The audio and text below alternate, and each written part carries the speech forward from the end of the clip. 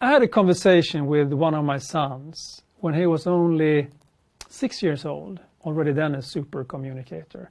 And I asked him, can you tell me the difference between being able to hear and being able to listen?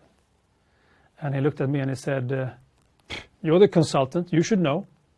And he was, of course, right.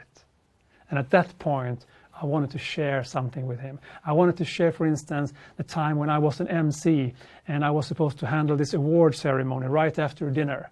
But they started off with a dinner, and I sat next to this guy, this man who I can only describe as gray.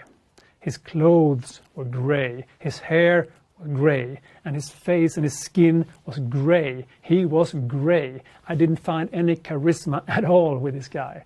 And I said to myself, hey, stop there for a minute, stop now. Be interested instead. Let him talk. And I let him talk. I asked a couple of questions, and he talked for 45 minutes straight. And he blossomed.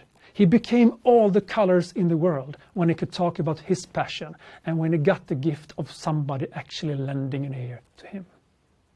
I would like to say to my son, talk to him about the memory when I was talking to a manager and the manager kept interrupting me after halfway through my question. So I came halfway and the manager just answered. And I said, that's not what I wanted to know. And I tried again and it kept going like that. It's extremely annoying. And I would also like to tell him the time when somebody came to me asking me for advice and I was stressed out and I did the exact same thing. Didn't feel good at all. But instead I said, well, yeah, but I'm interested in what you think the difference is. And then he said, you know what? Pay attention.